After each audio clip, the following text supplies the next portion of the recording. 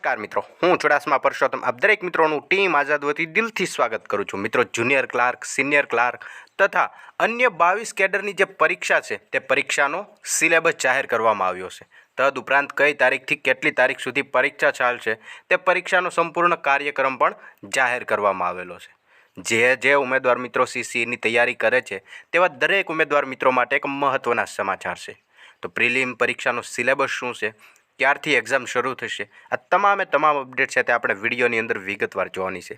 માટે ખાસ કરીને વિડીયોને અંત સુધી અવશ્ય જુઓ. સૌપ્રથમ મિત્રો વાત કરીએ તો ગુજરાત ગૌણ સેવા દ્વારા આ ઓફિશિયલી માહિતી આપવામાં આવેલી છે. તદુપરાંત યુવરાજસિંહ જાડેજા દ્વારા પણ પોતાના ટ્વિટર એકાઉન્ટના મારફતે જણાવવામાં આવે છે કે ગૌણ સેવા દ્વારા આ પરીક્ષા CBRT પદ્ધતિથી લેવામાં આવશે. મતલબ કે આ પરીક્ષાને કમ્પ્યુટર બેઝ લેવામાં આવશે. તદુપરાંત પ્રિલિમ પરીક્ષા છે તે માર્ચ 2024થી શરૂ થશે અને એપ્રિલ 2024માં પૂર્ણ થશે. જે આ મિત્રો માર્ચ મહિનાના અંતમાં શરૂ થશે અને એપ્રિલમાં પરીક્ષા છે તે પૂર્ણ થશે. અને જગ્યાઓની વાત કરીએ તો લગભગ 4300 જેટલી જગ્યાઓ માટેની પ્રક્રિયા છે તે હવે ખૂબ જ ઝડપથી આગળ ચાલશે. અને ગુજરાત ગૌણ સેવા પસંદગી મંડળની જે ઓફિશિયલી વેબસાઇટ છે તેમની અંદર પણ આ કાર્યક્રમ આખો ડિક્લેર કરવામાં આવેલો છે. જેમના સચિવ છે હસમુખ પટેલ સાહેબ દ્વારા આ માહિતી આપવામાં આવેલી છે. જેની અંદર તે જણાવે છે કે ગુજરાત ગૌણ સેવા પસંદગી મંડળ ગાંધીનગર દ્વારા ગુજરાત ગૌણ સેવા પસંદગી મંડળ વર્ગ 3 ગ્રુપ A તથા ગ્રુપ Bની જે સંયુક્ત પરીક્ષા પદ્ધતિ છે તે પરીક્ષા પદ્ધતિ માટે 4304 જેટલી જગ્યાઓથી સીધી ભરતી ભરવા માટેની જે પ્રક્રિયા છે તે પ્રક્રિયામાં પસંદગી યાદી તૈયાર કરવા માટે ઉમેદવારોને ઓજસની વેબસાઇટ પરથી 31/1/2024 સુધીમાં ઓનલાઈન અરજીપત્રકો મંગાવવામાં આવેલા છે. જો હજુ સુધી તમારે પણ ફોર્મ ભરવાનું બાકી હોય તો 31 તારીખ પહેલાં તમે પણ આ ફોર્મ ભરી શકો છો અને આ પરીક્ષા આપી શકો છો.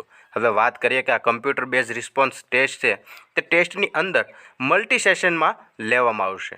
અને તેમનો સિલેબસ જોઈએ તો સિલેબસ પણ કંઈક પાછળ દર્શાવેલો છે. અને આ પરીક્ષાનું સંભવિત આયોજન છે તે માર્ચથી એપ્રિલ 2024માં કરેલું છે.